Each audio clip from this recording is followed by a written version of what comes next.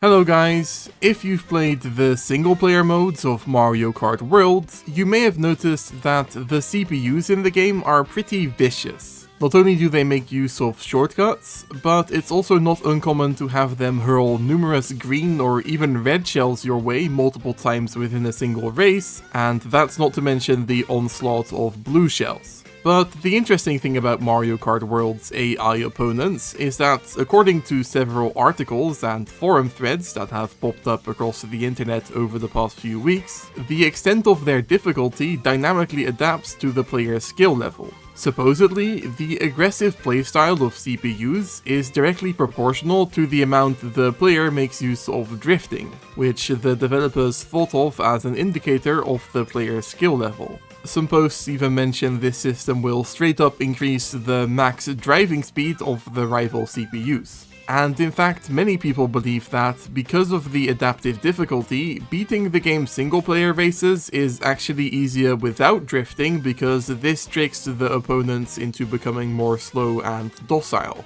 However, the problem with all of these claims is that they are extremely anecdotal. There is little to no evidence of the existence of this drift detection quirk, just a few scattered forum posts, videos and articles of people saying they felt as if the game became easier for them if they didn't drift. So let's see if we can change that. Today I'll explain how CPUs in Mario Kart games work, and go over the statistics-based data I've gathered covering dozens of my single-player races, so we can determine how Mario Kart World's dynamic difficulty functions, or if it even has such a system in the first place. Now, this won't come as too much of a surprise if you've watched my previous Mario Kart World videos, but I'm going to explain how AI opponents in Mario Kart games work based on their behavior in Mario Kart 8 Deluxe, because I have experience with modding that game and we don't have access to Mario Kart World's internals yet.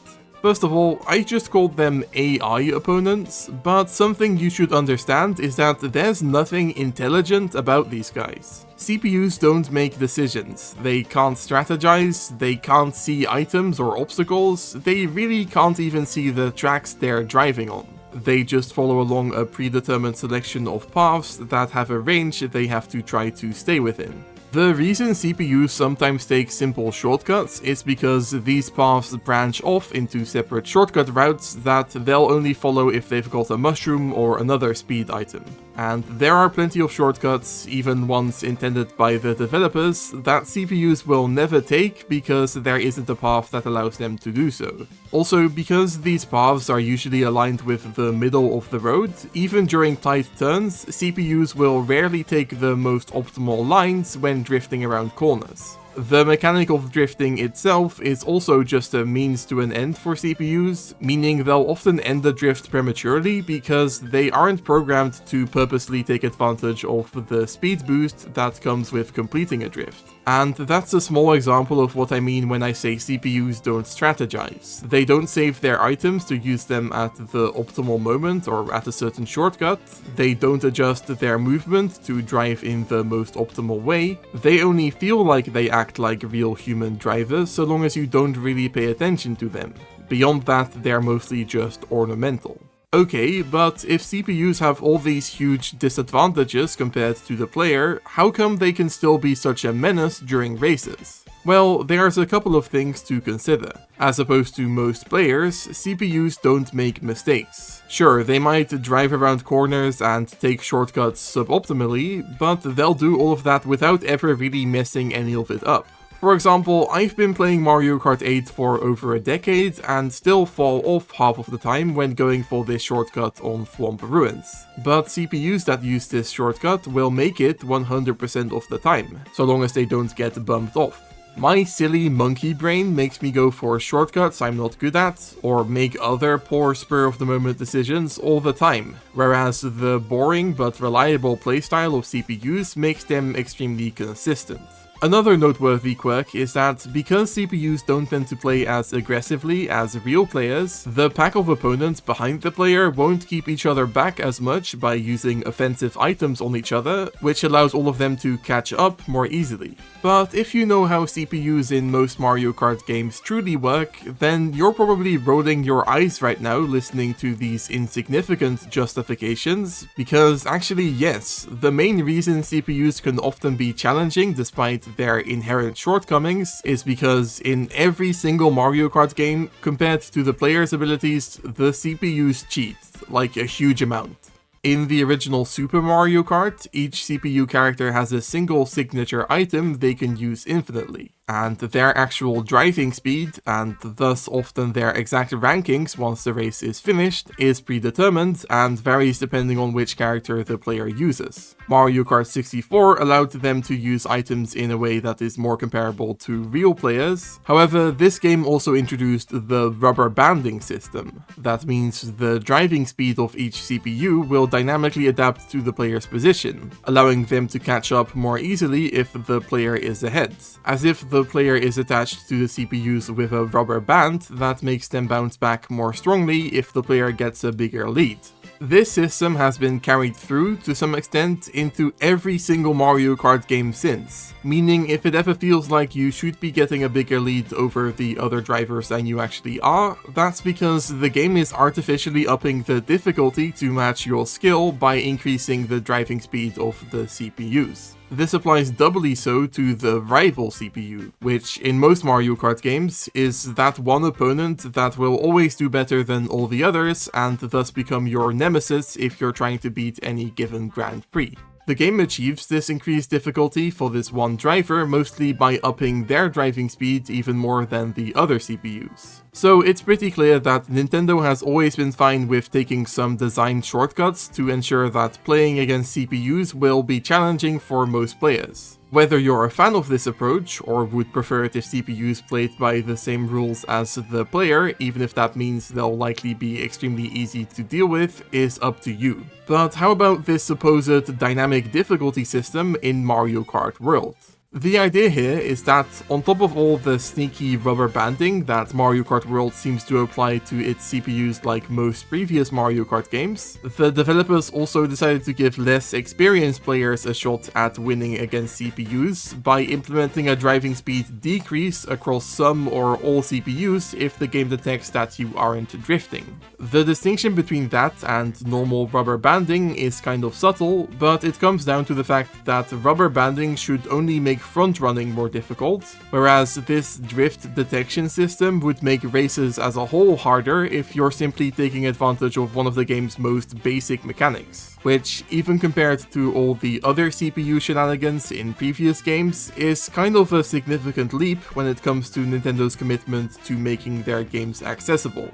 But before we get too deep into the thought process behind the system, let's see if it's even there. The reason this idea has gained some popularity is because it means supposedly beating any of the game's tracks or even entire cups is easier without drifting, because due to the dynamic difficulty, this tricks the CPUs into driving more slowly and using their items less ferociously. However, in all cases where I've seen people make this claim, it wasn't really tested that thoroughly as far as I can tell. So specifically for this video, I recorded 50 races on the same 25 tracks or track segments, once playing normally and once playing without drifting, and just for good measure, also without tricking or getting the startup boost. I played 4 cups in Grand Prix mode, a few separate tracks in Versus mode, and also 3 knockout rallies twice over. Now, one half of the central claim, that not drifting makes the CPUs less aggressive with their items, is extremely difficult to ascertain without digging into the game's code or relying on very anecdotal evidence. I can tell you that, in my experience playing the game in both driving styles for hours, it felt like the CPUs threw items my way just as vigorously whether I was drifting or not.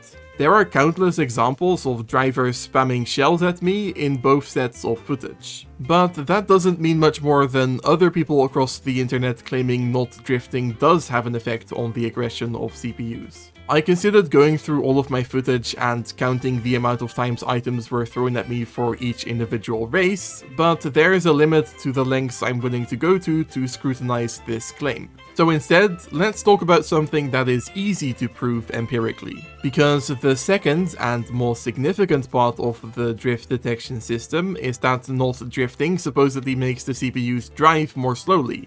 It's not that doing this stops the CPUs from drifting as well, that's easily disproven by, well, just looking at the screen. No, this would be like a reverse of the rubber banding speed boost system we discussed earlier, where the overall max driving speed of the CPUs is decreased across the board.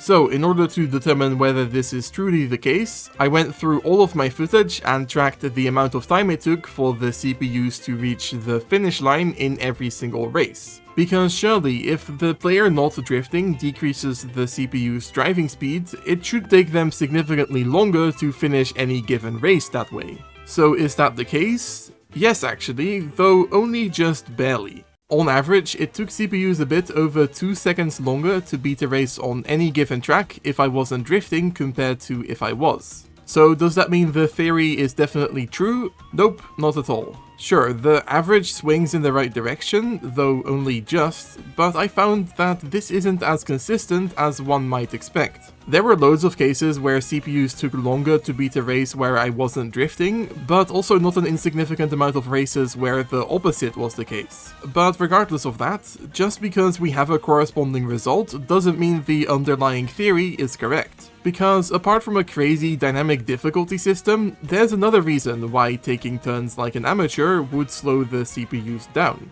Remember the rubber banding system we talked about? Like I mentioned earlier, I think it's safe to assume that Mario Kart World features this system as well. Else, I feel like it would be extremely easy to escape the CPU pack entirely during long knockout races and the like. But rubber banding is generally only applied when the player is driving in first place. In fact, in Mario Kart 8 Deluxe, if the player isn't in first place, the CPUs ahead will actually drive more slowly to give you a better chance of catching up. And guess where I was during a significant part of my no drifting races? Not in first place, which thus likely slowed down the CPUs compared to if I was front running, which would perfectly explain the slightly slower CPU race time without having to resort to inventing any kind of dynamic difficulty system from thin air. We can sort of confirm that this is the case by taking a closer look at the races where not drifting caused the biggest CPU slowdown compared to playing normally.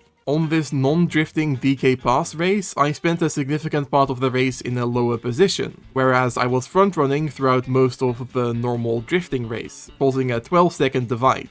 During the Golden Knockout Rally, I was barely in first place until the very end without drifting, whereas I front-ran pretty much the entire thing when driving normally, allowing the CPUs to be 16 seconds faster. The part of the Banana Cup where you drive from Peach Beach to Salty Salty Speedway actually took CPUs 5 seconds longer to beat when I was drifting normally, and as expected, this is one where I was front running for most of the race without drifting, whereas I was stuck in the middle of the pack during the normal race. The same also goes for these Dry Bones Burnout races, where not drifting made the CPUs finish the race 7 seconds earlier somehow, even though I wasn't in first place much during either race. But okay, maybe these observations aren't enough to have you convinced. It could be that Mario Kart World does feature this dynamic difficulty system that no other Mario Kart has, and I just didn't play enough races to accurately measure its impact. So I came up with a plan. The underlying conceit of this idea is that the drifting-based dynamic difficulty wasn't present in previous Mario Kart games. So I tried out this exact same experiment in Mario Kart 8 Deluxe. I played 16 races, the same 2 cups twice over, once with and once without drifting and tricking and all that. And since we know this system isn't present in the game, if we assume that it is the only thing that would affect overall CPU speeds, doing this shouldn't have a significant impact on the time it takes CPUs to finish any given race. But it does, like even more than it did in all of my Mario Kart World races. On average, CPUs got 5 seconds slower in races where I wasn't drifting in Mario Kart 8 Deluxe. So does that mean we've discovered the presence of a previously unknown system in one of the most played games of all time? No, this I think just confirms that this same statistic in my Mario Kart World data indeed doesn't point to any kind of dynamic difficulty, and is just the result of the same rubber banding balancing trick that's been in Mario Kart games since forever.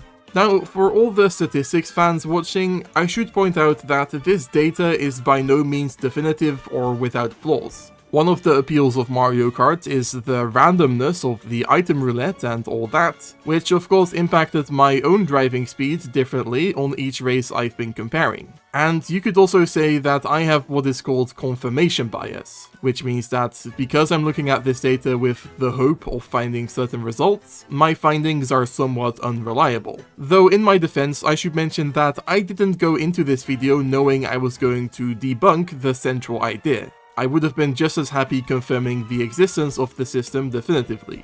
But you may be wondering, if there truly is no drifting activated dynamic difficulty in Mario Kart World, then why are so many people claiming there is? Well, I think it's undeniable that the game's CPUs are more difficult than in most previous Mario Karts, so it makes sense that people would be looking for a reason as to why. Maybe the idea that drifting has something to do with it came about from people's love of complaining about the game's many straightaways. Maybe someone felt that CPUs were generally more easy to deal with during these sections and shared their findings online, and then people misinterpreted that, or I don't know. As for the claims that not drifting makes the CPUs easier to beat overall, well, of course your mileage may vary, but in my own races that simply didn't prove to be the case. I lost almost half of the races I played without drifting, whereas I only lost 4 out of 25 when racing normally. So then why did some people find playing in this unconventional way easier? Well, like we've determined, doing this means you often won't be in first place for a significant part of the race, meaning it'll be easier to defend yourself from the items of CPUs, which is likely where that whole less aggressive CPUs when not drifting idea came from. And this also means you'll be more likely to pull a decent item that'll allow you to boost into first place right at the end of the race. So not drifting is basically an elaborate bagging strategy, which is the thing where people slow down intentionally to get better items and then catch up again, which is particularly powerful in Mario Kart World. I also think people overestimate the impact drifting has on your driving speed. Taking the innermost part of a turn is fast whether you're drifting or not. The only advantage doing so gives you is a little speed boost at the end. So it can actually be faster to drive around a turn without drifting but using the most efficient line, as opposed to taking the turn wider whilst charging up a drift. Mix all of that with a healthy dose of confirmation bias on the part of the people wanting to see whether or not drifting actually does make the game easier, and I think we've found how this idea became so believable. So in summary, I don't think Mario Kart World does anything to the CPUs depending on whether you drift during a race or not. The data I've gathered can be interpreted as pointing towards that being the case, but if so, you'll also have to accept that the same applies to Mario Kart 8 Deluxe and likely most older Mario Kart games as well, which isn't the case. Compared to the player's abilities, do Mario Kart World CPUs cheat? Almost certainly yes, but CPUs have been cheating since the beginning of Mario Kart, to the point where calling what they do cheating is kind of pretentious because this is the only way they'd ever be a threat to more experienced players. But this dynamic difficulty theory is just another tiny snippet of misinformation that people have used to rag on a game that features plenty of legitimate things to complain about. Anyways, that's all I wanted to talk about for this video. If you enjoyed, maybe consider leaving a like or subscribing or leaving a comment. I also have a Discord server linked in the description, and you can sign up for a YouTube channel membership to get early access to my videos. Thank you for watching, and bye bye!